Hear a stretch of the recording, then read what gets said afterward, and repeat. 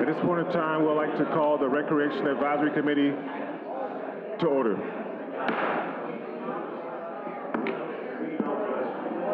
At this point in time, it's on. At this point in time, we'd like to call the Recreation Advisory Committee meeting to order. So will everyone please stand for stating the Pledge of Allegiance?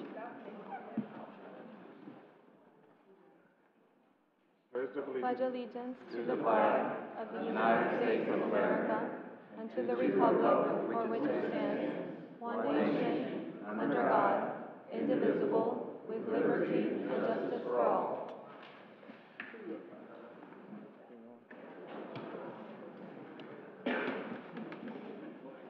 Roll call. Mr. Sims? Here. Mr. McInnes? Here. Mr. Sunnycalp? Here. Thank you.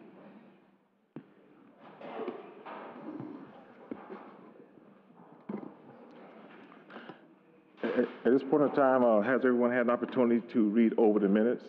And if you have had an opportunity to read over them, are there any corrections or is everything okay? If not, we need a motion for approval and a second. Approval. Approved. Okay. So we have a motion by Sonny and an approval by Jay. So all in favor of the motion? All in favor of the motion? Yes. Okay. Yes. Okay. So the minutes are approved as written without corrections. So the first order of business would be our unfinished business from last week. And we have, item A is an update on the pickleball court update. So Ms. Hernandez, would you give us an update on that? Yes, good evening, committee members and public. At the last meeting, as you recall, the committee asked that staff go back and look at other options as to the pickleball courts, including possibly converting a couple of the Schumann courts, rebidding, or not necessarily going through the complete bidding process, etc. The latest update is that staff is currently looking at other contractual avenues without possibly necessarily going into the bidding process again. Okay. These options will be also possibly making some site modifications to bring the cost down. And so that's the latest update. Conversion of the courts at Schumann is not going to take place. And staff was also asked to look into the resurfacing of the tennis courts at Schumann. And as an update, staff wanted to bring to the attention of the committee that these are being requested to be resurfaced for the next fiscal year under the capital improvement requests that we're going to make to the City Council.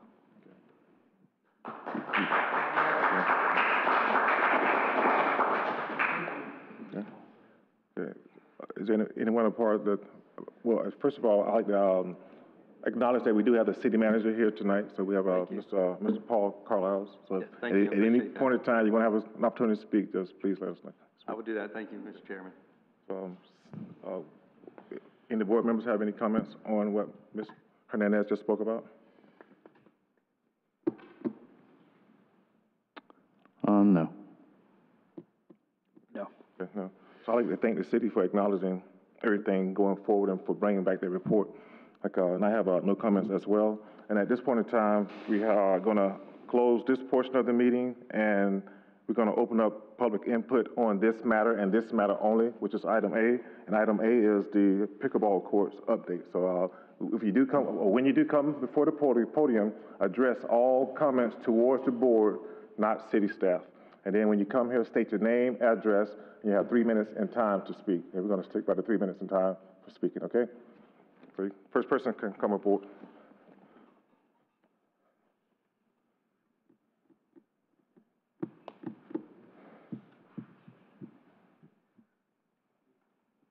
Ben Hawker, 124 Larchmont Terrace, Sebastian. I'd like to make a comment on the funding for our pickleball courts. I brought this before the council prior. We have a city ordinance that divides our township into 4 separate districts.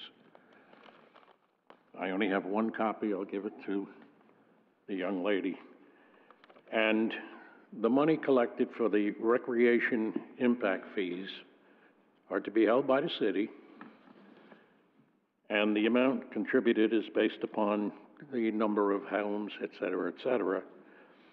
And it states, but may not be used on a neighboring park facility located in a different recreation zone than the one containing the original development. City will maintain records, etc. I have here what started out as the pickleball fund, and this is city paper in our documents. And when it started, they called it the Friendship Park Pickleball Paving, Drainage, etc. They took from Zone A $131,000 from their recreation funds. Zone B, they were taking $87,500. Zone C, not being touched, we're Zone C. Zone D was being taken for $131,250. Now, it's not only the pickleball. All of your park impact fees, they had spent or projected spending. The football field restrooms were going to be paid out of the funds, which, again, a city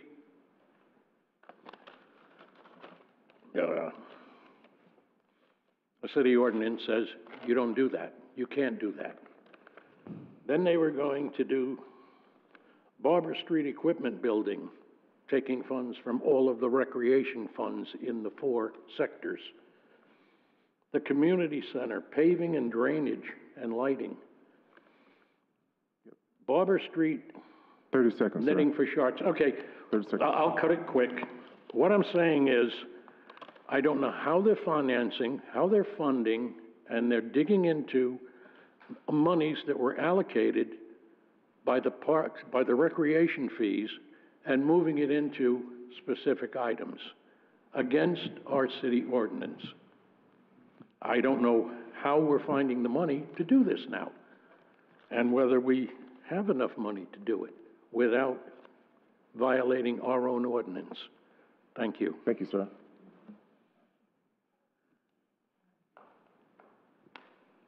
Is there anyone else from the audience that would like to speak on the updates of the pickleball court? Okay, yes, sir. There's no particular order. It's just once one person finished, just you can come up.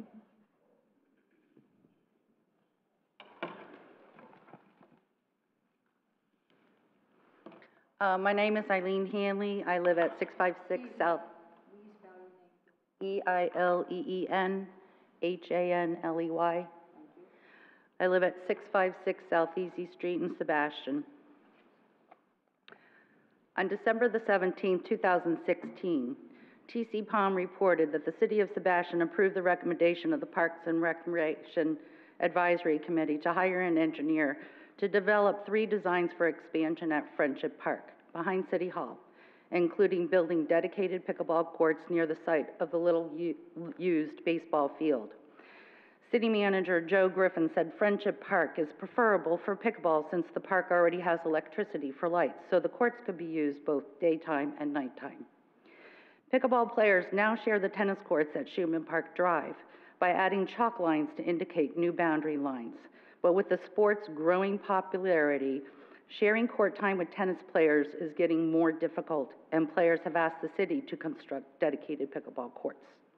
Parks Advisory Committee Joanne White said she was in favor of the centralized Friendship Park location and wants to move forward as quickly as possible. I'm excited about this, White said. This is something we've been talking about for a long time. I think it would be well used. Now, a year and a half later, we still have no courts. Because of the interest by the pickleball community in seeing this project come to fruition, we have noticed an increase in the number of tennis players at Schumann. We have recently been kicked off the Schumann courts in the morning due to a group claiming that they have reserved the tennis courts, and they claim that they pay to use these public courts. They have access to a storage closet which contains squeegees to sweep the courts from the rain. We do not have access to this shed. We have contacted Ms. Hernandez, Parks Administrator, and have been told that the courts cannot be reserved. Last year, our pickleball ambassador was told that we could not host a pickleball clinic at Schumann Park because there was a fee to take the class. I am interested in what sort of relationship or contract this tennis group has with the city. We realize that the city and the Parks and Recreation have committed funding and support for this project, and we truly appreciate that. Our players have appeared before you at several meetings requesting updates on the courts. It appears that no new courts will be built at Friendship in the near future, and we are requesting action to have completely dedicated pickleball courts at Schumann Park. 23 seconds. 23 seconds. Especially in light of the fact that the staff has made requests for resurfacing the courts there. The uncertainty of when and where the pickleball courts will be open is starting to cause friction at Schumann Park. We have waited for almost 2 years to get some pickleball courts, and we respectfully request that this committee move forward with resurfacing 2 courts to 4 dedicated, possibly even 6 pickleball courts at the earliest date. I'm telling you, it's getting tense and toxic at Schumann Park between people who want to play pickleball and people who want to play tennis. And I think that the Parks and Recs Advisory Committee should come up with a solution that makes everybody happy. Thank you. Thank you.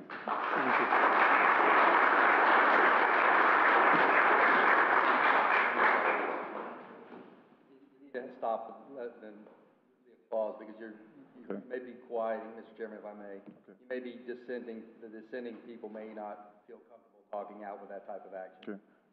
Okay. So, what the city manager was trying to say, if you guys can reserve all your applause totally, because it's just not fair, because you may have someone in the audience that may want to come and speak up that's on the other side. They may not feel like it's going to be really in line to speak up because of the whatever it's the favorable applause or the non-favorable applause. I'm just saying, if you can refrain from applauding, you really would appreciate it. Thank you. So, is there any? Excuse me, sir. It's just point of order. We're just saying right now. We're just asking if no one can applaud. We really would appreciate it because it shows common courtesy for everyone who wants to speak or to those ones that don't want to speak. So, by that being so, just try to have a point of order here. So, if there's anyone else that would like to speak on the update of the pickleball courts, please come forward. Not seeing anyone that want to come up, we're going to close this part of the meeting, and we're going to reconvene the regular meeting. Okay. We just asked before I'm going to ask once again before I reconvene the meeting back to the normal order. Is there anyone else in the audience that would like to speak on the update of the pickleball court? Because once a person finishes speaking, you don't have to be called up. You just can come on up, just state your name and address, and direct all questions towards the board. I'm Mary Leahy. I'm at 9540 Seagrape Drive in Vero. And although my address is Vero Beach, my money is Sebastian. I eat at Sebastian restaurants. I vote in this building. My money goes to Sebastian almost 95% of the time. So although my residence is not Vero, I'm a committed Sebastian participant. I'm committed to Sebastian.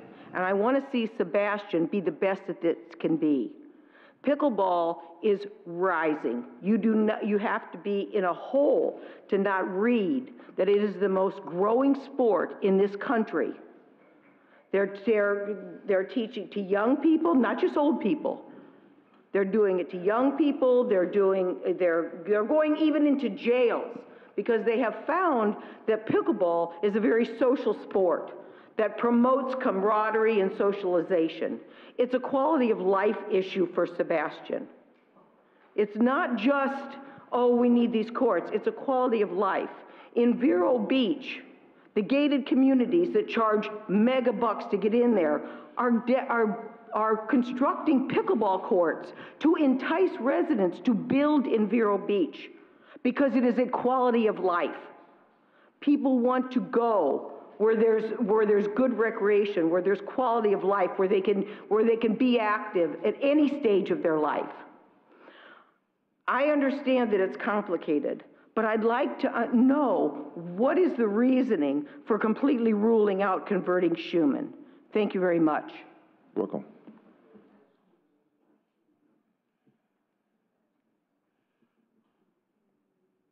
Is there anyone else in the audience that would like to speak about the pickleball court update? Thank you. Good morning. My name is Rosemarie Tiernan, Tiernan, and I live at 104 Elena Court, Sebastian. I'm kind of a newer resident here, about 3 years, and I came to one of my first meetings when they said they were going to have the pickleball courts and they were going to put them over here, and I was like ecstatic. Pickleball is not only a social, it's also a health. When you're older and you can't do tennis, pickleball is the way to go for a lot of people. I had no intentions whatsoever of speaking here this evening till I heard, and I have not been able to be at the courts at Schumann due to a health reason, but I noticed there was somebody posted that there's a sign there about 2-hour play. And also, two things came to my mind. Now, you're saying 2-hour play. Does that mean if I come at 8 o'clock and somebody comes 2 hours after, is there 2 hours? Do we still get that court to play pickleball? Or where are the rules? Do we get off, let tennis go? The other thing, if you had to put a sign up, there's a problem. There was never a sign before till pickleball players came. Now, sitting here and hearing about this people being very aggravated in an intense situation, I had no clue because, again, will I get back to pickleball as soon as the doc says I can go? I'm gone. But just sitting here this evening, there are pickleball players and there are tennis players. I have nothing against tennis players. I'd play tennis if I could. But sitting here, I could feel the tension, and I could also gather some remarks from the back that maybe you couldn't hear, but I could hear. And that kind of surprises me because one of the reasons we moved to Sebastian is because people getting along, people are nice. It's nice to go out. Your neighbor says hello. You know, you say hello back. It's nice to play pickleball. Even the tennis players, it's nice to say, hey, how you guys doing? But this situation is becoming, quote, toxic, and something needs to be done. Thank you.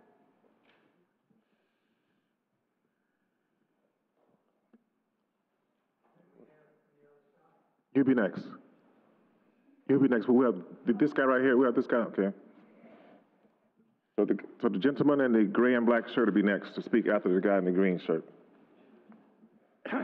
My name is Hank Gurzinski, Gurczynski, and I live in Sebastian, and I play at Pelican at Schumann tennis courts. First, I want to say thank you very much. And good wisdom years ago when you decided to build that tennis court where you built it. It has become a marvelous benefit to that community. There's a club that has formed to use those facilities where it's over 120, what's the number? 160 members. And they schedule the work, and we bought our own equipment. We clean the courts, we sweep the courts. We have the dirt and the rain removing equipment. We buy that from our own money. Now, I have nothing against pickleball. Pickleball may be the thing for some people, but tennis shouldn't be sacrificed for the sake of pickleball. We need our courts. We use them thoroughly.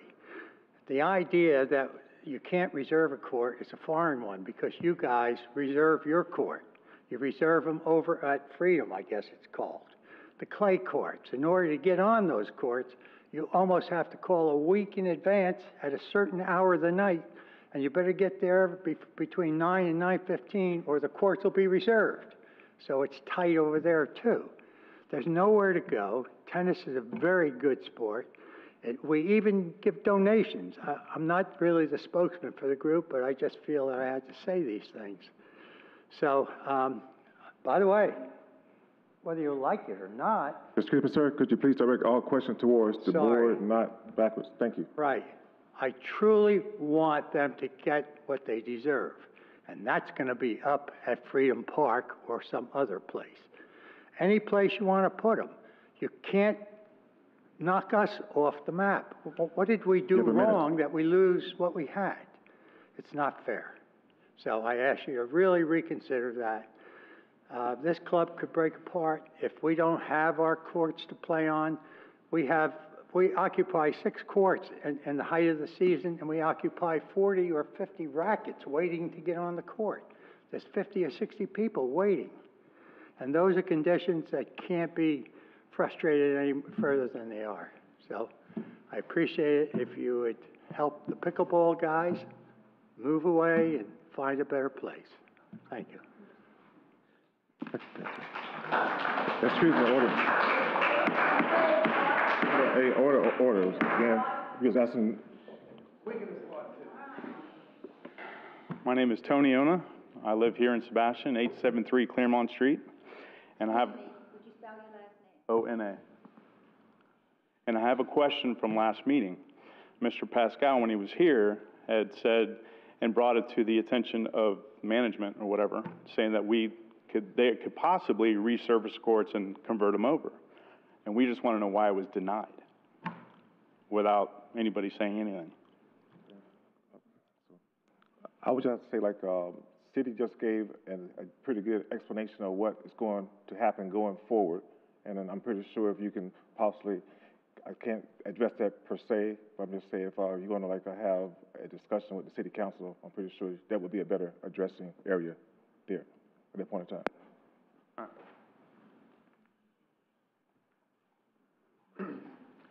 Tim Job, 13570 Westport Drive in Sebastian.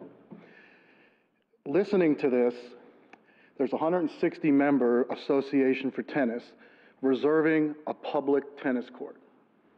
So if we start our association, are we going to be given the same right to make reservations? I can say I cannot answer that question. This is just only for public input. I understand, but it has to be input. fair. Okay, well, I'm just saying, like right now, we just have to, this whole public input opening or part of our meeting right now just for it to address issues about. Because I'm under the impression that it's a public court. That means it's open to anybody. Nobody gets to reserve it. I mean, I'm just trying to give you, I'm just trying to give you an honest answer that we cannot discuss that because I have no power to discuss that. Just talk about the public input about the update for the pickleball court. Thank you, sir. Hi, my name's Kim O'Connell, O-C-O-N-N-E-L-L. I live at 1231 Iroquois Drive in Barefoot Bay. I've been a member of the tennis club for 8 or 9 years, and I am the secretary of the club. I am the one that reserves the courts, and I feel that it's possible there's a misunderstanding here, because when I reserve the courts, I reserve them Monday through Friday from 8 to 10, 4 of the 6 courts, which means 2 of the courts are not reserved by the tennis club. Now, I feel there's a misunderstanding because there are some tennis people who have a group of 4 who will come out and play, but they're on courts 5 and 6. They're not part of the tennis club Monday through Friday. Those are regular, organized groups that want to play. Whoever shows up first on 5 and 6 has the right to play. So if the pickleball people show up 20 minutes before, they can play. I don't know how long they can play for, if it's an hour and a half or 2 hours. Yes, Schumann is a public court. Friendship is a public court. We make reservations and we pay at Friendship. So I feel that we can all get along here. I personally play both. I feel that pickleball is a very good, strong community, fun, exercise, health, just like tennis. So why don't we get along? I think there's a lot of misunderstanding in our club where we think we have all 6 courts. We don't. And I think there is some misunderstanding with the pickleball players thinking we have all 6 courts, and we don't. Thank you.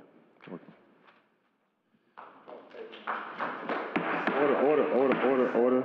Now, next time it comes from, I have no idea who applauding who. Next time, I have the right to go ahead and close public input if it happens again.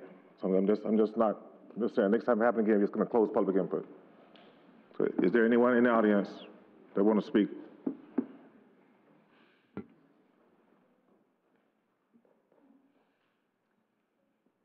Hello, my name is Craig Hanley, 656 South Easy Street. And I want to say, first of all, the previous speaker, I really appreciate her sentiment of openness and sharing and also information. There's a lot of ignorance about how this all works, and I'm certainly applies to me. I'm a tennis player. I played at the tennis courts here, the clay courts, this morning. When we came up here 8 years ago, it was amazing that this city has such great facilities. I had a wrist injury, so I switched to being right-handed, played pickleball. Another great group. But they're really restricted. The only place, to my knowledge, they can play in this area is those two courts. And there's a huge, it's great that this community is so into exercise and all this stuff, but that's their only two courts. I don't understand, as someone else had mentioned previously, why the idea of converting them at a relatively low cost to 4 or 6 courts has been dismissed. I miss where that happened. And to me, that would be the most cost-effective, most productive way of giving the best for everybody. You would change 2 tennis courts to 4 or 6 pickleball. They wouldn't need anything else. We still have the clay courts over here. I know there are other courts around town. So it'd be nice if in this sentiment of working together, we could come with a solution that would accommodate everybody. Thank you.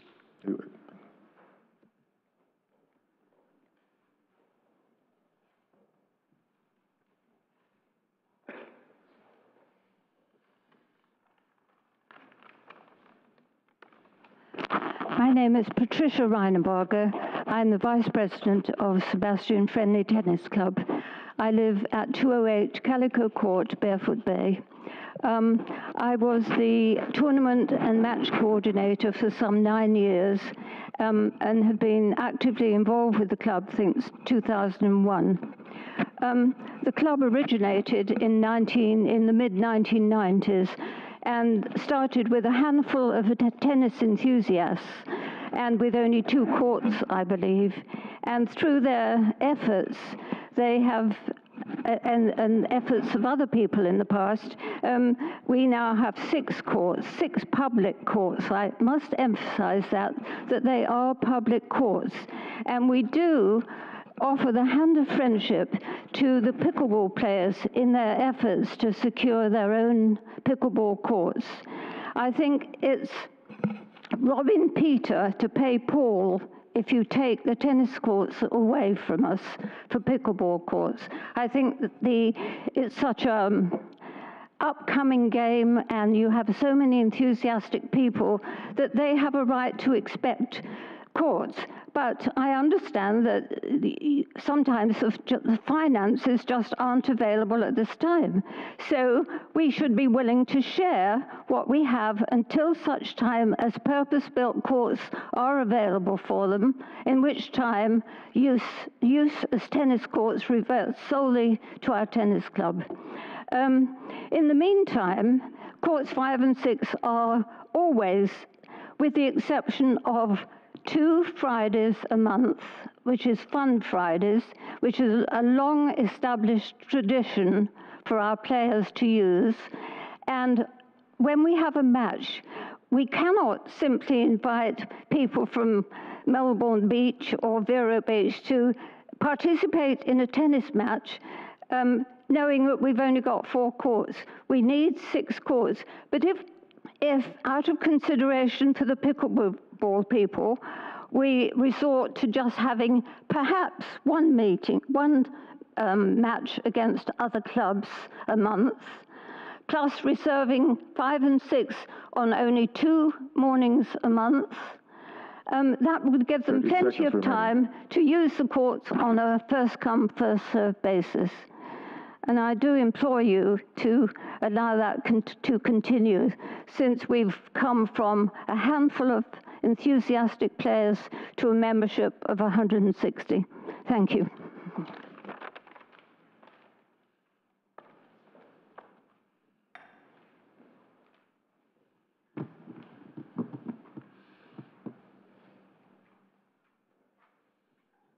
Hi, I'm Bart Allen, 6279 Mirway Drive.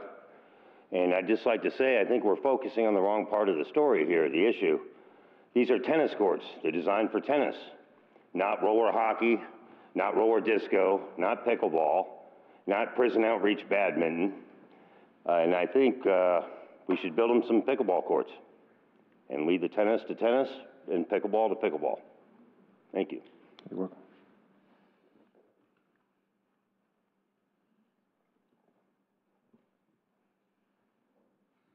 Is there anyone else in the audience that would like to speak? Because we want everybody who has come here to speak, if you want. Mr. Chairman, if I may. Okay. I want to be clear that the city is still committed to building pickleball courts. We've never said we're not.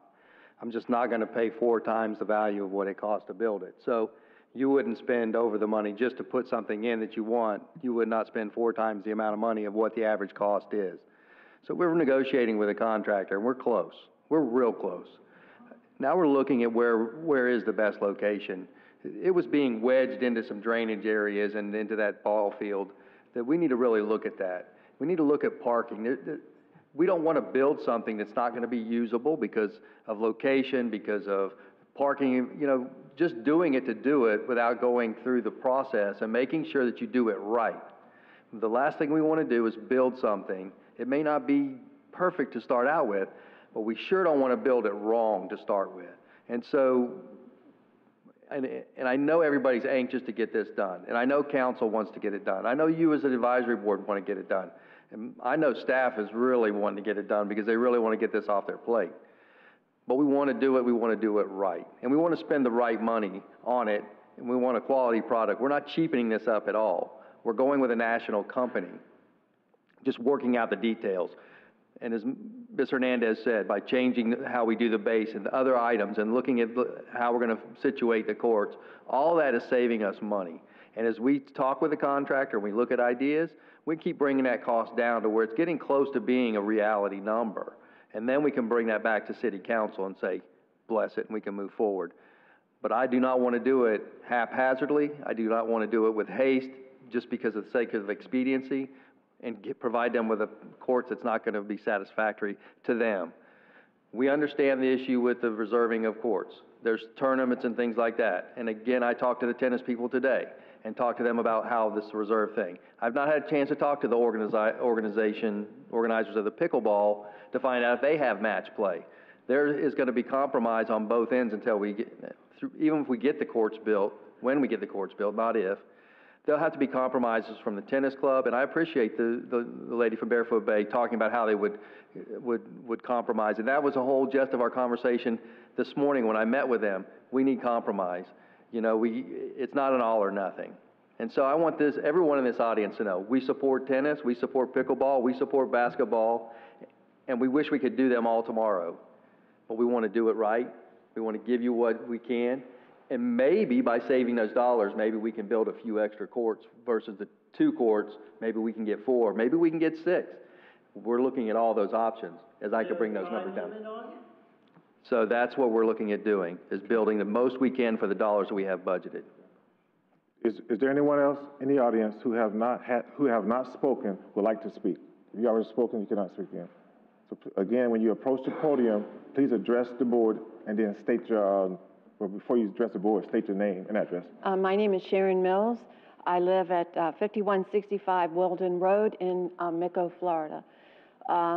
Again, Sebastian's my home. Even though I might be in Brevard County, Sebastian's my home. I come here, I do everything and anything here except for playing pickleball. I have to go to Brevard County or I go all the way down to Vero Beach. I don't come here because it's too confusing. I never know when I can find people there and when I can't find people there. It's just, I've elected not to even come here because it's not a community group of people. We don't have it organized. And it's because we don't have our own courts. And I've been hearing this over and over and over. I've come to your council meetings. I hear you talk about pickleball, pickleball, pickleball, pickleball, pickleball. And we've all been very patient. It's been 3 to 4 years. I really want to support Sebastian. I really like to be in the city a lot more than I am and play the sport I really enjoy. I think that we would have more organized groups here in pickleball if we had our own courts, and we would probably very easily grow to 160 people. And I mean, it's unbelievable how big this sport is. So, thank you. You're welcome.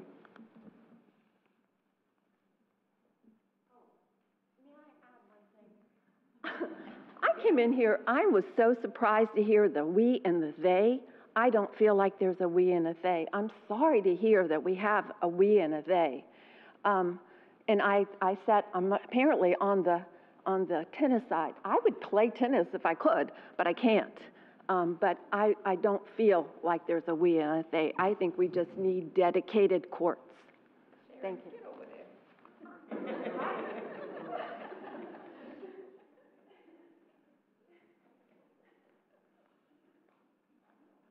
My name is Ron Van Camp. Like the pork and beans. 768 Periwinkle Drive. It was brought to my attention that the tennis courts are going to be resurfaced, and I was asked to find out, are we going to still maintain pickleball lines on the tennis courts at Schumann? Again, I can check into that. I'll write notes down for that, and we're going to talk about that. I can address that. So That's a yes or a no? I'm confused. Mr. Hernandez, is that a question that we can address as far as? Yeah, and I don't want to turn this into a debate, Mr. Chairman, with the audience. I don't want to turn this into a debate. Okay. But as I told the tennis people this morning, the 5 and 6, we're going to maintain the double striping in there because we need pickleball on that end of town and on this end of town, even if we build these here. Not going to take that away. That's not my intention at this time. So did they answer your question that the courts will be maintained 5 and 6? My question is, we've been going back and forth here for a year, 2 years, whatever. Is there going to be a bottom line in the near future as to what we're going to do in reference to pickleball, if it's Schumann or over there? I mean, it's just going on and on and on. Is there a bottom line here in the near future? With that question, I can actually say just be patient because like anything else that's new, that's trying to grow, I mean, everything takes time. I know the audience has been patient. I'm just asking as a chairman of the board, because before we had tennis courts, we had nothing at all. But once the process started to materialize into what we have right now, it was a period of time. And I've been in the county for a while. I don't know how long the tennis court's been there. I'm just saying, for the pickleball group, if you can just give it some more time. I know you guys and women have given some time, and I'm just asking to continue to be patient because the funds, we're a small community. I love my community, and I applaud the individuals that come from outside of the areas and the counties and the cities to participate in this city. But we are a small community, limited resources, a lot of individuals that want to keep their bodies healthy, keep their minds healthy and everything. So we just say, if you can just bear with us. I don't know what more to say, just to bear with us, because the city, to me, seems like they have a very, very, very hard job. They're doing the best what they possibly can. I don't work there, but I'm just saying that I applaud the audience for coming out, and the city most definitely for doing what they're doing. So I'm just asking the audience if they can maintain the good composure you have and just kind of keep on picking at it. Just don't stop coming in.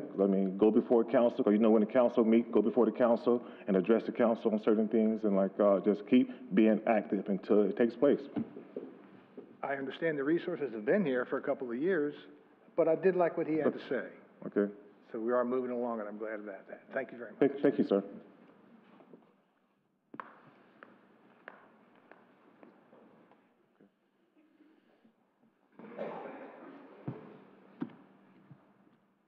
Then we have the person that's in the purple shirt will be after the gentleman in the black shirt. He's in the room. You have to speak. You have to speak. I was giving her my name. G-A-U-D-R-E-A-U. What? My name's Will Goodrow. I live in Vero Beach, but can you state your name again? Although you did. You have to speak into the mic. Will Goodrow. G-A-U-D-R-E-A-U. Thank you, sir. I'm only rising for just a couple of seconds here for a little clarification. The friction that you hear spoken of by people, there is that. In our community, it's all over the place because pickleball is an up-and-coming activity for people in Florida. And every one of these gated communities is wrestling with this right now. I suppose cities are too. I just want to make sure that everybody understands this is not petty animosity, but playing, it would be great if the pickleballers can be accommodated. Everybody wants to see that happen. We did it in our community. We dedicated 2 courts to pickleball, 2 courts to tennis. And we break down about evenly as far as, so it was a lot easier to do. But the lines make tennis players go crazy.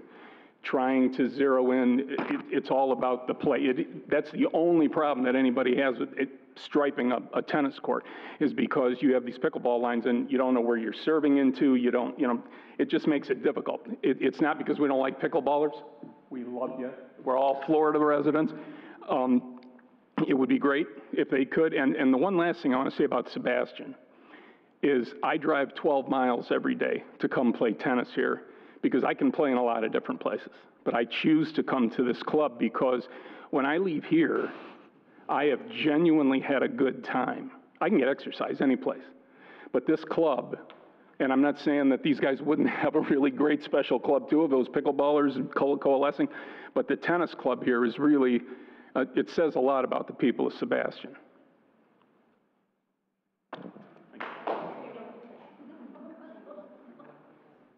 And the gentleman in the purple shirt, I guess he's not speaking. So he's not speaking, so is there anyone in the audience that would like to speak about the pickleball court update? I don't see anyone else coming forward, so at this point in time, we're going to close this portion of our meeting. And but before I close the portion of the meeting, I'd like, first of all, I'd like to say, do anyone on the board have anything to say about the update? Yeah, first of all, we are a advisory committee. This is where you come and plant a seed, so to speak, if you want to get something done. But we're just an advisory committee. And I'm sure that there's a pickleball court are going in. I've been in the area about 20 years. When the city does something, it's usually awesome, and it's something you really be proud of. We have clay tennis courts back here. Not everybody has clay tennis courts, and it took some time to get that done. We have a dog park that's awesome. It took years to get that established, location and all that. We have a new city manager, so that kind of puts a little damper on things. We got new people that's come in. I know what you mean. I mean, a damper, I mean, it's... No, I know. It's... he has, it's just... be patient. The pickleball courts will be... They'll be put in, and they'll be something you really be proud of. The tennis courts, to me, are the tennis courts. I kind of feel it's hard to mix pickleball with tennis courts. And if we're going to spend money on Schumann, that takes away money, sooner we can get pickleball courts built. But be patient. The pickleball courts will really be something you can be proud of. I'm positive of that. That's it. Okay. And I want to piggyback on what the city manager said and Sonny just said. I mean, as a whole, we are a real small community, and I've been here since 1975 in the county. Other than my military years, so I've seen a lot of growth other than my military years. And I mean, with the resources we have, the municipalities that is serving this small area, I mean, because right now is almost, you just have to be patient, because I mean, it took a while for the tennis courts to come, and right now there's, it's like it was spoken many times, individuals are coming from other cities, other counties to participate in a program that's now starting to flourish. And I'm saying that, and like the city manager mentioned, that it's going to happen. We just have to we don't want to overpay anything, because right now we know how everything is starting to go back up as far as the buildings are starting to be built and everything. We want to make sure when they put them in, they're going to be the best course. They're going to serve whatever capacity we can serve. And like he said, if it's We have an intent to build a certain amount, but who knows when that time comes? It may be more than what was initially anticipated. I'm not speaking for him at all, but I'm just saying that you never can tell. I'm pretty sure we do have the right person. I really do believe in my heart we have the right person for the job as far as the city manager. And I mean, and to try to do what he's doing right now to make sure we're going to get the best bang for the buck is like, I mean, I hate to say that cliche, but like everything takes time for the tennis courts to get to where they're at. And I mean, to see it receive all the notoriety that it has and how that's going. Because I mean, I'm an athlete myself, and to be able to have one sport on a particular court, it's like football converging with soccer. I know sometimes the football group don't like the soccer group, and the soccer group don't like the football group. I mean, so right now we have a good group right now. We have the pickleball group in here, and we have we have pickleball group and the tennis group. So right now, what better time than any to have the two groups to come together to find the individuals to talk to and to be able to now coordinate. I know the courts right now is kind of limited with 2 courts, but what better time now to see when the courts are being used? You can identify yourself possibly with the person, the spokesperson for that group, and to be able to have the spokesperson for the, I mean, it may be a spokesperson for the pickleball group, and the 2 groups come together, and whatever distinction or discord that's before this meeting, it may be resolved once this meeting is over right here, or before the group leave or disperse. So I think this could be, I mean, this could be a blessing in disguise right all by itself to have the 2 entities together right now. I mean, everybody seems to be very humble. I mean, everything is real civil. So I mean, whatever was talked about before, I have no idea. I just know I receive a lot of emails, and I mean, I answer some, and some I didn't answer because I mean, I don't want to say the wrong thing. I mean, I want to be a person that kind of be right there in the middle for both groups and both entities. So I mean, I apologize for not answering whatever email that was not answered, and I did the best I can answer with the ones I did answer. So I like to say that first and foremost. And like, and Mr. Job, I wasn't trying to like say anything negative about like not giving an answer, but I mean, like Sonny said, this is an advisory board here. I mean, we don't have all the answers for everything. We're here to try to get whatever ideas the group or the audience have, try to spearhead it and give it that fuel or for that fire that needs to be lit. So that's all we do. I mean, we try to do a good job like, as an advisory committee, because I've been on the advisory committee now for 10 years. So, I mean, I really love it. Again, I've been in the county since 1975, so not the county. I used to work for the county, but like, I've been in the city of Sebastian since 1975. Well, I'm taking that back. I've been in the county since 1975, in the city of I've been in the county since 1975, in the city since, I want to say, I've been there for a while. It's been for a long time. So like, I mean, and I love the city of Sebastian. I'm not going anywhere at all. I mean, my kids will go to school here and everything. So, I mean, I'm not going anywhere other than my vacation time. I mean, I see Sebastian enough. They want a vacation in Sebastian. You got to go somewhere else. You just can't be here all the time. So I just applaud that group. So, Mr. Joe, I wasn't trying to like not answer your question, but I'm pretty sure if you want to bring it before the city council, I'm pretty sure the city council or call staff, because all the numbers are on the website. If you didn't get your question answered right here, I'm pretty sure just visit the website, and the website will be able to answer that question. The website will be able to give you a name or number to talk to with that. And then like court 5 and 6, I mean, and like we just heard that those courts are going to be maintained going forward. They will be maintained. So the person that spoke about will the courts be maintained going forward. Hopefully the city manager answered that question. And again, in closing on this item, I can say just be patient, because I guarantee you, like the city manager said, when the courts do come, they're going to be the best courts. I mean, for that particular time, because I know specs have to be met, and when those specs, we want to make sure we're going to have the right parking and everything, the ADA accessibility and everything for the courts. So I just got to say, on that note, just be patient going forward. So I thank everyone out there for coming forward and speaking, or the ones that did not speak, and don't let this be your last time at our meeting, because our meeting is held every fourth Monday at 6 o'clock. So if you have anything to talk about at the next meeting, please feel free to come forth, and we will give you a time. As you saw today, we will give you 3 minutes to speak, and no matter how big the crowd is. Okay. So we're going to close this part of our meeting, and we're going to reconvene the regular meeting. And item B is going to be the scoreboards for Barber Street Sports Complex baseball field update. Can we have an update on that? Yes, the condition of the scoreboards was discussed at the June meeting, and staff committed to evaluating these and reporting back to the committee its findings. Staff did make an assessment, and it turns out that 3 of the 4 scoreboards are working and functioning. It's only the one in field 2 that needs to be completely replaced. It can't survive with only maintenance. It needs to be completely replaced. In reviewing the contract with staff, it looks like the city gave up the concession rights to the Sebastian Area Little League so that, you know, the funds that came out of these concession stand rights would be used towards replacement such as this one. So that actually was the whole reason why the city gave up these concession rights, is so that, you know, the Little League could either put some money away or use all the money depending on what was necessary, you know, to accommodate for these things that do happen. So staff also wanted to clarify and say that we have been grooming and striping the fields, and we do not intend to stop doing this. However, this has only been done as a courtesy to the Little League. We cannot replace that scoreboard that needs to be completely replaced in Field 2.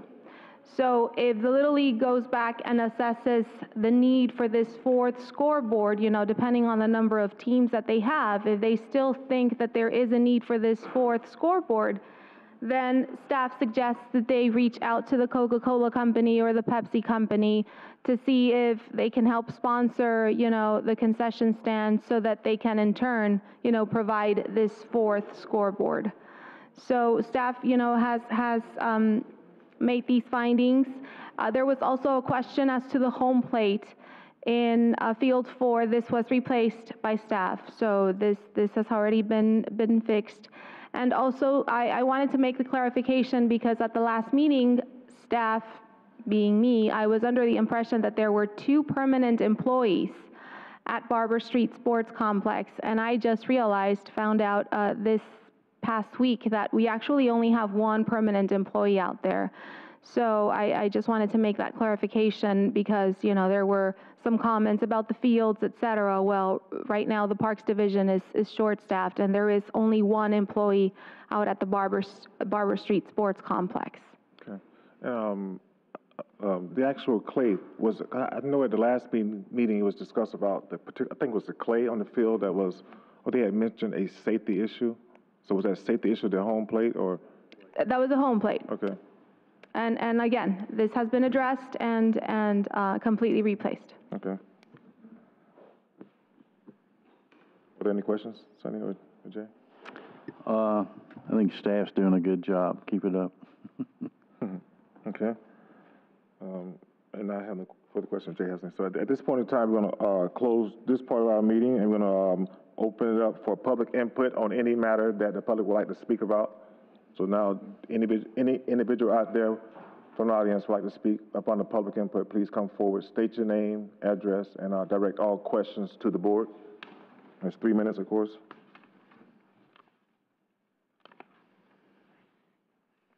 Evening, Ben Hawker, City of Sebastian, 124 Larchmont Terrace. This is about the yacht club. We had a hurricane, it took some branches out of a tree, and we have a big floodlight that's supposedly to light up the boat ramp. Well, the city was going to trim the bushes, they said, but then the hurricane took care of that.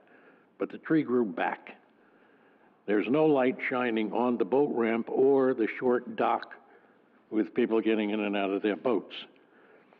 2 years ago, the city said they were going to put a second light on that building to light up the back of the actual building where there's a little gazebo bench. That never happened. Then after the hurricane, we lost our handicap ramp, which was a lower level dock on the short dock closest to Mulligan's. It allowed people that had a little trouble getting in and out of the boat, or anybody could use it, but it was extremely helpful for people that had trouble getting in and out of their boat.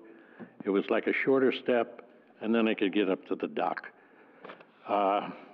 We were supposed to, matter of fact, one of the council members asked the city manager prior to our new manager, what happened to it? We got paid by FEMA to rebuild the docks. We were forced to build docks as they were. We wanted to do floating docks. They wouldn't pay. So we said, we'll replace as they are.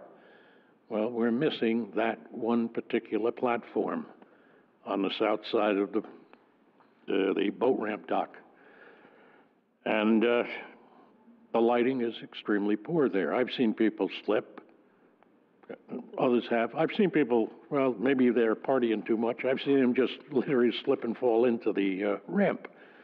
But a little light there in the evening when most of the activity is, you know, with everybody coming back or fishermen coming in late, who on the board sort of takes the responsibility to check at the, you know, the yacht club dock, like somebody would look at Barber Street, et cetera. Who is that one person on your board? I can't answer that, but you say, but.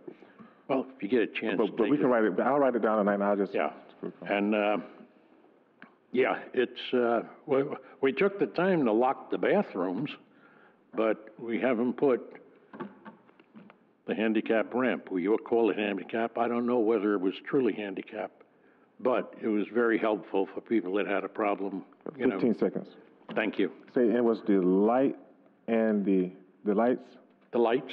There's a telephone pole with a big light shines onto the ramp, but the tree is blocking it at the present time. City said, yeah, we'll trim it. Then the hurricane came. Then they said, ha ha, we don't have to trim it now. Well, it grew back. That's about it. By the way, this meeting tonight reminded me of a replay of the Frisbee Golf. Think about that one. Thank you, sir. Thank you. You're welcome. Chairman, could I address this? And I know we don't want to debate, but I do have some information on that. Okay, yeah. Not on the sir. lights. First, I've heard about the light. But I did talk to Mayor Hill right after I started, and we walked down there and looked at that. And so I have talked to staff about looking into a floating dock, because I do see that there is a need there for that. And so we don't have any prices. We don't have any manufacturers yet, but I do have our facilities person. I had talked to him about that. So we are looking at that. And I know everyone says we're looking. Again, as you mentioned, I am new looking at a new evaluation of processes. We want to make sure we do the right thing. And so I'm not saying we did anything wrong in the past. I'm just looking at it through a new set of eyes and a way to do things efficiently and cost effectively. And I agree that there should be a floating dock at the end of that pier. When I used to come here in the mid-2000s, there was one there, and I remember using those docks. So I think it is a needed asset. Thank you, sir. Is there anyone in the audience that would like to speak upon the public input? Without none being coming forward. So we're going to close that portion of the meeting, and we're going to reconvene our regular advisory committee meeting. We're going to be at new business, and we have a guest speaker, and it's Beth Power, the county conservative land manager. Thank you. Yes, Beth Powell was kind enough today to appear to make a presentation for the committee and the public about not only county conservation lands, she's the county conservation lands manager, but also she's going to talk about the boardwalk behind the senior center, which has been discussed in previous meetings. Okay. So I'll now turn it over to her.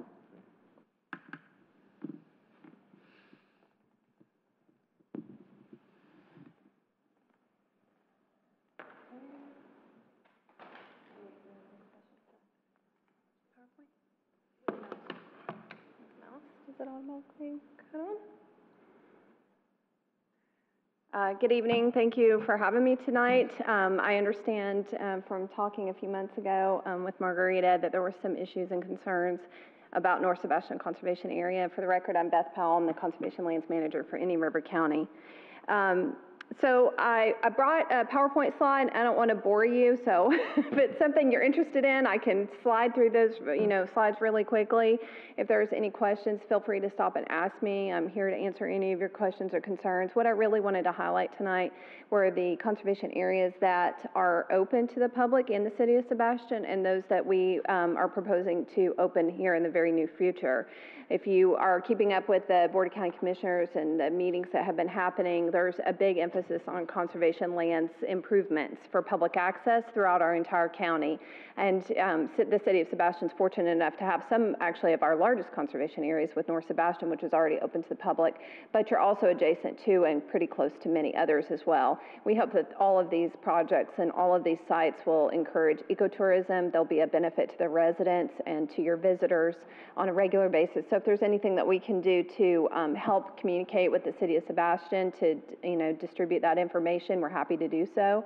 And of course, you can always call us, and the general public can always call us as well if they have any questions or concerns about conservation areas near them, or even listed species or other things like that. We're happy to take those phone calls. So, oh, there it is. That's cool. Okay. So the first thing that I like to do, and I apologize because I guess I can stand here. Can you guys hear me fine if I stand here? Yes. Okay. The first thing I like to do is to go over the main primary function of the Conservation Lands Program for Indian River County. I'm not certain how familiar people are. We have lots of new residents move into our community all of the time. So I think it's really important to understand that conservation areas were an effort statewide to preserve environmentally endangered or significant land. The county, on a second bond referendum, included historical properties as well. So it's just really important to understand, why do we conserve land? And the primary focus of our conservation efforts in the county was not public recreation or activity. It's actually to preserve the habitats and species that live there. And I think that's really important. We have to understand that that's a primary purpose. The secondary purpose, of course, is to provide passive recreation. Anytime those become a conflicting issue, we have to choose the preservation of that land and the species that depend on it first and foremost. So you may, when we're talking a little bit later about some things with North Sebastian and different areas, there's always questions about, what can I do there? Can I mountain bike? Can I ATV? Can I do all of those decisions that we make are based on the primary focus of our conservation areas, and that's really how all of our decisions are made after that. Let me see what we've got here. One of the important things for the city of Sebastian in particular is that we also have a habitat conservation plan. Many of our properties were purchased in order to offset the incidental take of the Florida scrub jay in the Sebastian Highlands. If you're not familiar with the HCP, we're happy to educate people or to bring more information to you as is needed. And I have a couple slides further on down in here. If you want me to get into the details, I'm happy to. And if you want me to kind of slide by that, I appreciate your time. And so we're always trying to get that information out, especially because it affects you the most. It doesn't affect South Vero, for instance.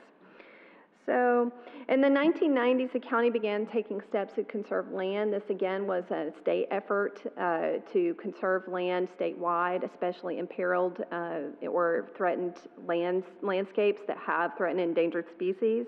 And the board had 2 bond referendums. Our first one was in '92, and that was $26 million. North Sebastian was purchased with that. Some of our older conservation areas, Wabasso Scrub, Sebastian Scrub conservation areas. So some of the city's conservation areas were purchased very early on. And we had a second bond referendum of $50 million. And to date, we've purchased over $138 million in property, and over $77 million was provided by the county in terms of our funds. We had some wonderful planners. Roland DeBlois is definitely one of the people to thank, because he really leveraged the bond funds that we had and made sure that they went the extra triple, double mile. So we appreciate Roland. Today, we have over 12,000 acres in permanent protection through counties' acquisitions and partnerships with other agencies. So that's a big number. We don't manage all of that land. We actually manage roughly 2,500 acres, and then we have 5,600 acres that are managed by other agencies. And about 3,700 acres countywide are in conservation easements. This is a map. This shows all of the conservation areas open to the public at this time. This is available online. We actually have a nice GIS map that you can see, and it has the trails and things like that. So we're working on an updated webpage and also web app so people can see which areas are actually open to the public. But just for the record, we have Oslo Riverfront Conservation Area and then South Oslo Riverfront Conservation Area. We refer to those separately. We have the Anson Tract and Canoe Launch, which is very close to the city. city of Sebastian. We have Praying Island Conservation Area, which is south of the 17th Street Bridge in Vero Beach. We have Captain Forster Hammock Preserve, which is on the Barrier Island about 1 mile south of County Road 510. We have North Sebastian, of course. Harmony Oaks Conservation Area, which is all the way down at the south boundary of the county on the mainland. Wabasso Scrub Conservation Area, which sits right next to the city of Sebastian limits, just south of Park Place.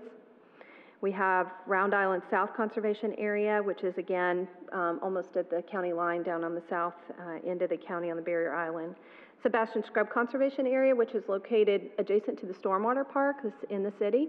So it's off of Schumann and near Thunderbird and that area. And then we have the Indian River Lagoon Greenway, which is located kind of in central Vero off of 8th Street and Indian River Boulevard. And then the Lost Street Islands conservation areas, particularly Ehrman Island, is open. Now, these are all open to the public. Some of the improvements are more spectacular than others, but our goal during the economic downturn was to get as many conservation areas open to the public with basically $0. So we made sure that we could at least open those passive recreation opportunities up to the public as quickly as possible. That meant benches, kiosks, trail signs, and very simple trails. It didn't include anything that cost a lot of money like boardwalks and overlooks and things like that. So that's what we're working on now. Conservation areas open to the public right now. We went through these, but Anson, North Sebastian, Wabasso Scrub, Sebastian Scrub, and Cypress Bend Community Preserve, which is actually not on the previous slide, but we do have limited access to that as well. Not in the city of Sebastian, but very close to, and many of your residents use that area. And then the areas that we have opening coming very soon are Sebastian Harbor Preserve Conservation Area, Archie Smith Fish House, Craigle Homestead, and the South Prong Slough. And again, the South Prong Slough is not in the city, but it's super close to the city limits. So I expect your residents would be going there. If you haven't been to the Anson Riverfront Conservation Area, it's located on the greenway that goes over to Fellsmere, the new bridge. We have the rail bed runs through that conservation area. It's a really beautiful conservation area. We have plans to build a boardwalk, so you'll actually be able to connect all of the trail system to the Sebastian Canoe Launch, which is where you would park, and then you can walk that. And then people can also get off of the Trans-Florida Trail and get onto those smaller trails. So there'll be a small boardwalk there that makes that connection. North Sebastian Conservation Area is a little over 600 acres when you include the North Sebastian Conservation Area addition, which was purchased by St. Johns River Water Management District. We have over 10 miles of trails there, which include equestrian hiking and fat tire bikes is probably the easiest thing to get around through there. If you have been in the area, you know that we do a lot of work in that conservation area for the scrub jays and for the HCP.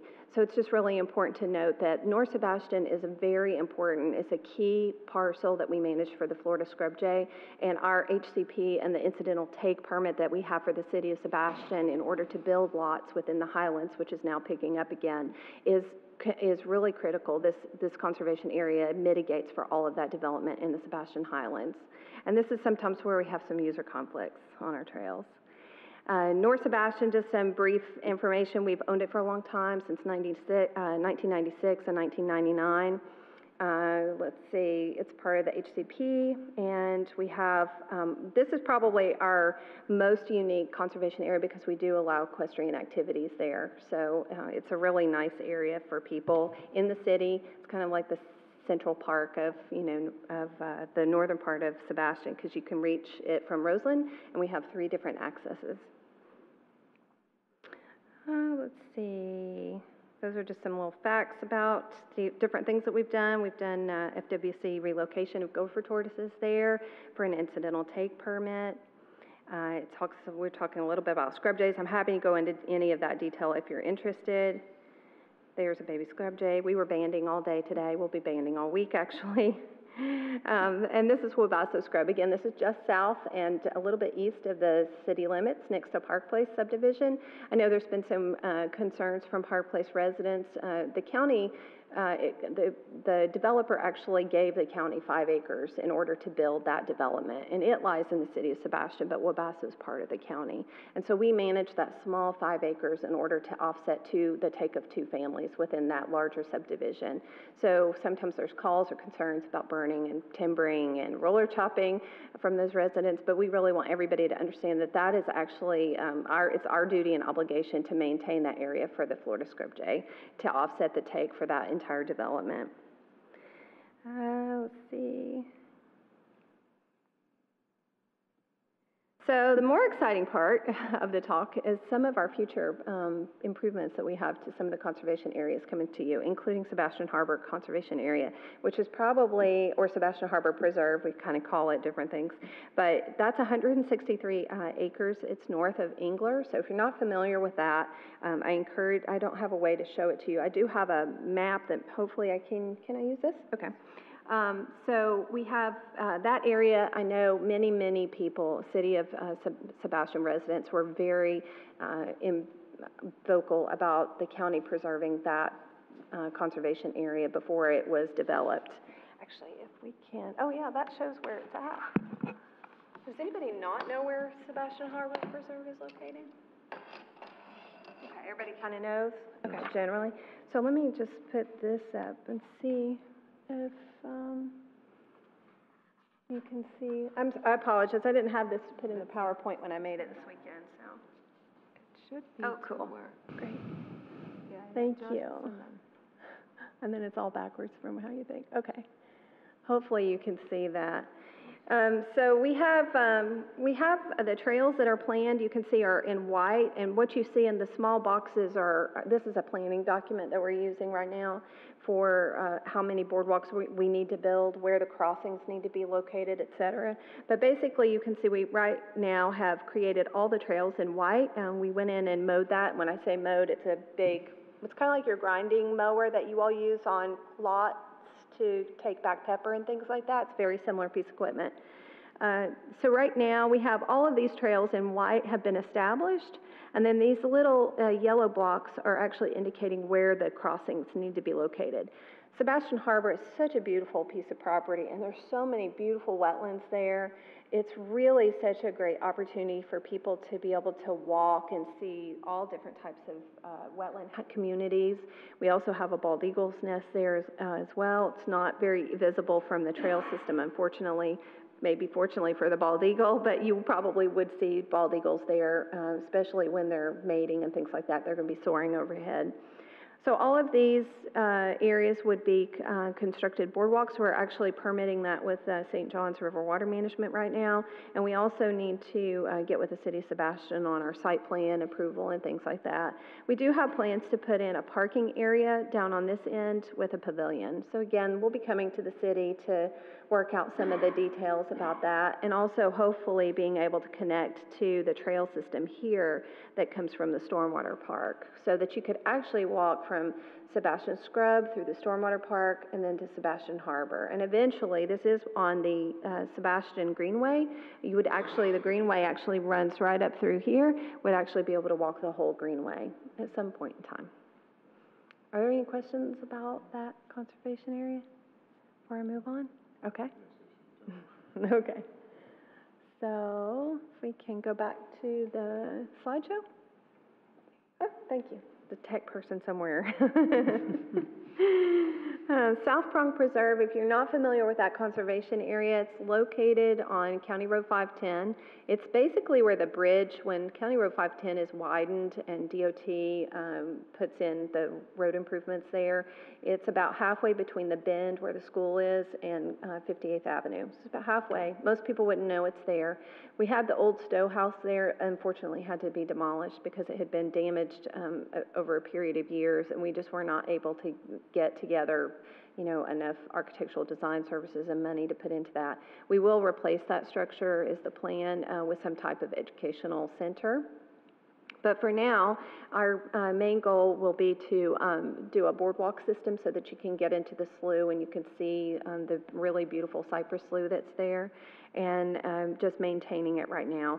This project is further down the line. It's kind of on the back burner because we have some other bigger projects that are going on, but eventually this is really going to be an asset to the city and to our residents, all of our residents. Hallstrom's actually way far south. That one shouldn't be in there. I did want to tell you about the Paul Craigle, Rodney Craigle site, which is adjacent to the original Paul Craigle site. So it's the homestead where Paul Craigle originally lived. We do have design plans in engineering that are going to the city, or to the county, sorry. It's right next to the city limit. So those are going to the county for approval. We have that plan is about 95% complete. If any tweaks that need to be made after our meeting with the county, those will be made, but the plans have already been submitted. That's going to have a restroom, parking area, a small trail system that'll go around, hopefully one day, the revamped structures that are there, and a pavilion. And the nice thing about that, it's going to connect and hopefully continue to tell the story about the working waterfront, but people would be able to park there and ride north, or they could park at one of the city parks and ride south and then loop around and go back up. So it really creates a destination and an endpoint to that southern end of the working waterfront area. So we're super excited about that. I expect that that would be under construction within the next year, actually. So we're moving along with that. Another big project for the city is the Archie Smith Fish House. We just recently awarded a contract for $200,000 to rebuild the dock. That project is a huge endeavor. We've received DHR grant funding in order to fix the house and to do the engineering and site plan design, but it's almost like we're having to bite off small chunks at a time because the cost is very high. So that will be under construction within the next 3 months or so, actually, to redo the dock to make it safe.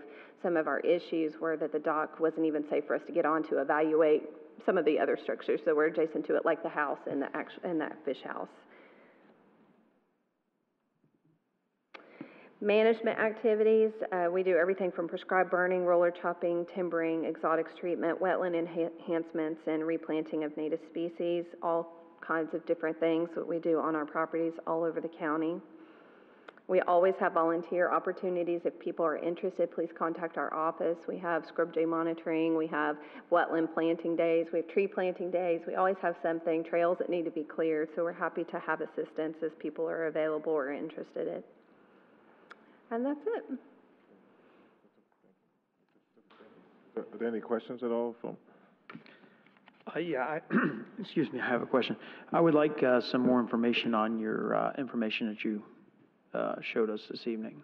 Sure, I'd be happy to send the PowerPoint, and then if you have other questions or whatever, I could send the PowerPoint to you. Oh, you have it, right?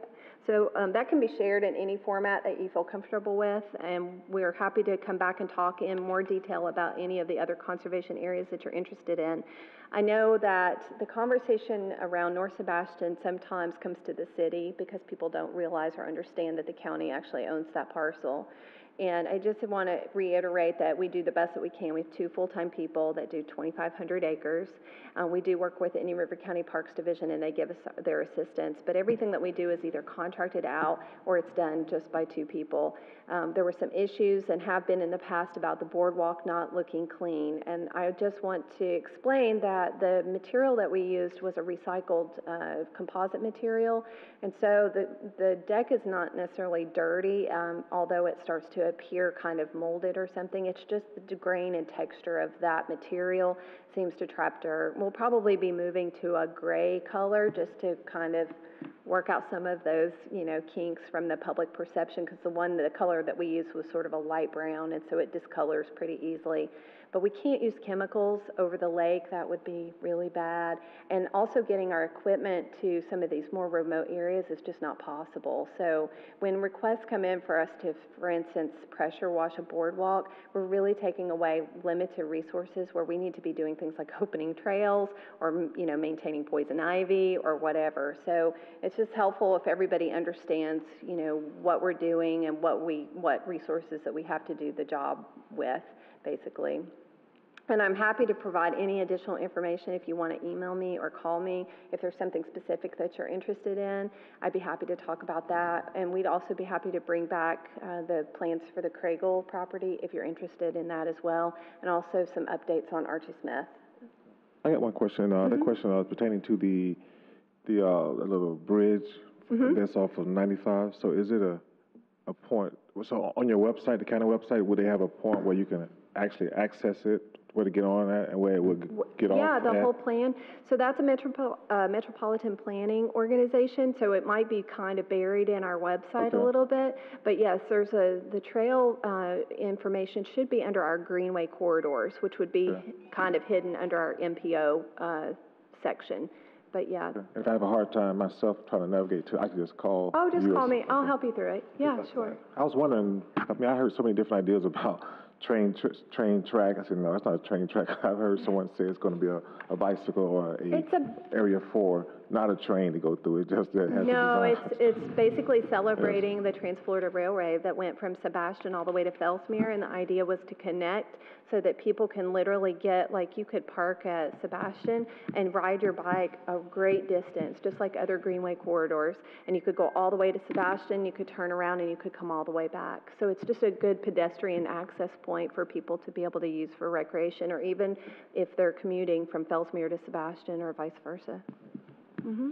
Thank you. Okay, you're welcome. Thank you. I have a question about the boardwalk. Sure. When this boardwalk was cleaned some years ago, it made a big difference. We cleaned it since the complaint came in. I'm not sure if you guys have been aware of that or not. About 2 weeks after the complaint came in, it was cleaned again.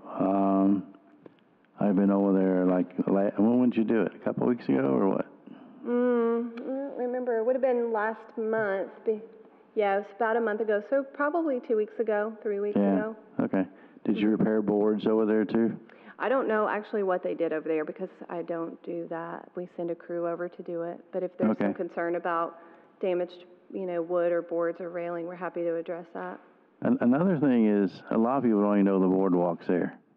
Like staff here, like where's the boardwalk? What are you talking about? Yeah. So, is there some way we get for the public to know that? Yeah, well, we're working on. We get a lot of acreage here, a lot of trails. We do have on our website. We do offer this brochure online, and I do print them, but people eat them. I'm pretty sure because they just disappear, or we have that many visitors. But we do have this publication, which I haven't folded, but basically we have a brochure that's printed out that has all of the different trails on it, and then it also has a trail map on the back. And that's been available. I think the city has been pretty good, too, about distributing that as people were interested. Yeah. I think that as our conservation areas become more open to the public, there'll be more knowledge generally about all of our conservation areas, including North Sebastian. We have a lot of them, a lot of acreage. And I would just say on the record that it's really important that for North Sebastian in particular, we have a real problem with people feeding scrub jays there, free feeding them. And I'd just like to publicly state that that is a federal offense. And we are cracking down on that. We're going to be having law enforcement, Florida Fish and Wildlife Conservation Commission officers come through. Part of what we do for the HCP is to manage the birds for the incidental take permit. It's really important that people understand the dangers of feeding Florida scrub jays. First of all, it's not healthy for them.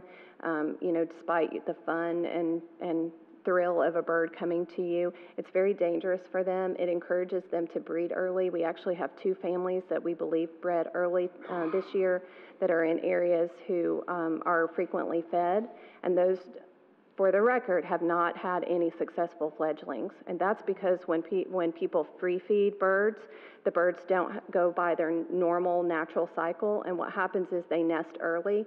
And the scrub jay is about the size of my thumbnail when it comes out of an egg. When they feed the jays, they think it's time to nest, and so they start nesting. But what those babies have to eat are tiny little insect larvae that are laid on the underside of the oak leaves. And if they're breeding too early, those insect larvae aren't there, and so the babies are starving to death. So I really encourage people to spread the word, and if you kind of have a buddy system, you're like, hey, you're not supposed to be feeding the scrub jays, we would certainly appreciate that, because it's actually causing some harm to the individual birds on our conservation area. And at some point in time, if the problem became so bad that it was affecting our reproductive success, we would actually close the conservation area to the public. So if anybody has questions about that, I'm happy to answer those questions, and also to tell people what to do if they see other people feeding jays. Well, we appreciate you coming. It's Yeah, absolutely. I think for the public, it's a great letting the public know that we have a lot of acreage in the county. Yeah. A lot of wildlife, and I'd like for you to come back someday and keep up the letting people know what we got. I'd be happy to do that. Sure. Thank Thanks. you. Definitely, because it's very informative. A lot of the information that you put forth or brought forth, I mean, I had no idea.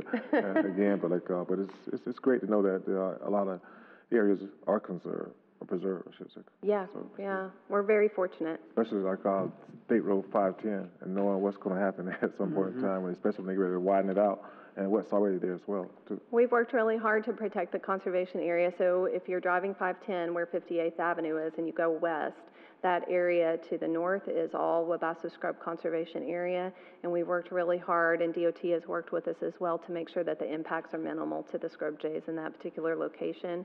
And then further to the west where the South Bronx Slough is, also DOT has worked a lot with us to make sure that the pedestrians can get from one part of the conservation area to the other, and also the wildlife crossing issues, because that bridge is actually going to help wildlife move underneath the traffic. So those are all improvements that I know that we need, and so we're trying to be as sensitive as we can in those sensitive areas. You're doing a good job. Thank you for your part as well. Yep, you're welcome, Thank you. absolutely. Does anybody want a copy of the Yes, brochure? yes, I can leave those, and also the Sebastian Harbor plans. Do you need a copy for records? Okay. When will the Sebastian Harbor be done? What's that? The trails in the Sebastian Harbor. When are they going to be done? Well, the trails themselves are done as long as you're wearing galoshes in the rainy season. But the boardwalk, the boards. The boardwalks, I expect those will be done in the next. We had some issues with the actual construction of some of our boardwalks because we put out so much work all at one time. Our local contractors kind of having trouble keeping up with us. So I would hope within a year we would have that done, and I would hope that we would have the parking area and the pavilion done within the next 2 years. That would be my goal. Okay. So. Now the parking area, that'd be closed at times, or that'd be open all the time, or what? That will have a gate on it, and it'll be closed daily. Most of our conservation areas are open sunrise to sunset, more like 7:30 to 8 in the summer, 5 in the winter. Yeah, so it'll be limited access. Well, I appreciate you putting the signs in people's backyards for the not taking out berries and plants. Yeah, that's another good point. Recently, Florida Department of Agriculture and Consumer Services has listed the saw palmetto as an exploited plant. So there's actually increased regulations now around that plant, and I know the city has trouble with that. We have trouble with that. Right. So it's important to note that there are actually increased ramifications for people who are caught doing that without a landowner permission, and especially on private property or on public property as well. Well, they do, yes. Mm-hmm. The neighbors the pickers would go to people's houses. Can I go in your backyard and go to? So, and the neighbors were letting people go back and pick, avoiding the other areas of signs and stuff. Yeah. So these signs being in their backyard, I don't think they're going to allow people to go back. I mean, it's a good thing putting the signs up. Well, everybody forgets where their property boundary is to some degree, or they just don't know sometimes. So we try to do that on all of our conservation areas, is put up boundary markers so that people know when they're on public property and when they're not on public property, because most all of our conservation areas abut some sort of private ownership. So. Well, the biggest problem I have is my property is at the backyard is the Harbor Reserve. And there's snakes back there, there's wildlife, Anyway, sometimes I hear gunshots. Mm-hmm. And I don't want that in my backyard. I don't know if they're shooting at snakes or a raccoon, whatever. That's not the kind of people I want back there shooting guns. No, absolutely. Absolutely. And also the berries, a lot of wildlife eats the berries. Yeah, the berries are really important to the wildlife. Our gopher tortoises pack their gut with them right before winter time, and that's Right. actually what helps them to overwinter, especially if you get a really, really cold winter. They'll stay in their burrow for about 3 months, and that's what they use to sustain themselves throughout that sort of like mini hibernation period. If it's a mild winter, they can get out and eat, but it's a really important part of their diet as well as other animals as well. Yeah. Well, I appreciate it. Yeah, you're welcome. Excellent, thank you. Yeah. And then staff matters? We have Yes, for the committee's FYI, we are sharing what staff is recommending as CIP projects, capital improvement projects for the City Council's consideration. Staff wants to clarify that these have not yet been approved by City Council. These are recommendations made by staff. And on September 17th, there will be a special meeting during which time these will be considered by City Council, as well as the millage.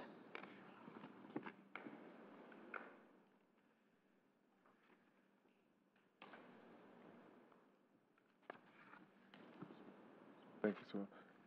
Any board members have any questions about? I brought up last meeting about a gazebo down at the where the mural was painted and taken. There's a spot there,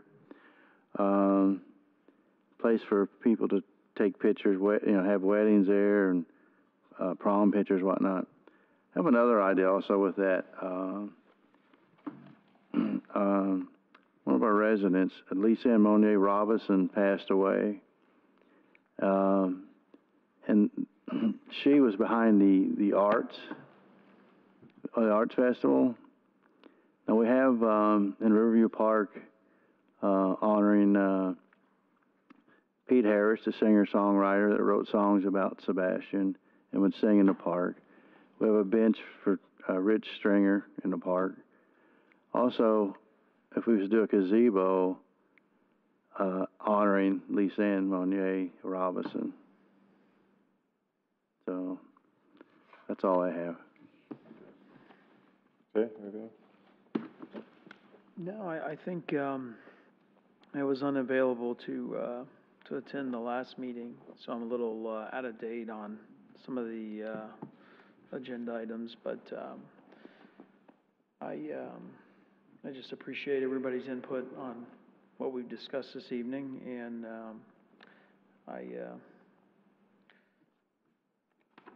I'm good with everything that everybody has discussed and talked about. Okay.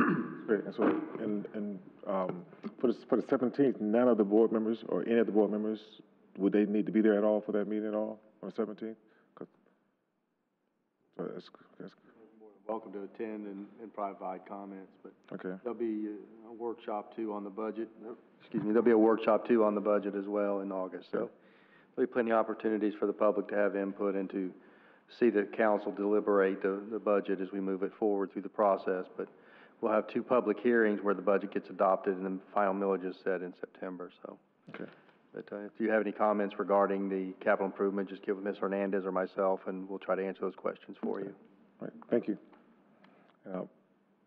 Board matters, board member matters. So we'll start with Sonny. If you have any matters for the board. Number 1.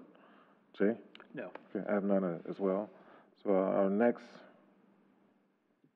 meeting will be August the 27th,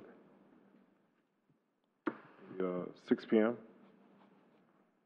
Before we close the meeting, I'd like to say thanks to the city staff for doing everything that you guys have done and continue to do, because, without you guys being that go-between for us, and I really do appreciate everything, because I know it's not easy receiving all those emails and phone calls, and you most definitely, I did a great job. I always do a good job, so I applaud everything that you do. Well done. And even for the audience that's out there now, thank you for being patient with our meeting tonight, and those ones who sat in the audience, I thank you for coming up and just speaking and being civil and everything. So that without you guys out there, our meetings wouldn't be possible at all. So I really applaud each and every one of them.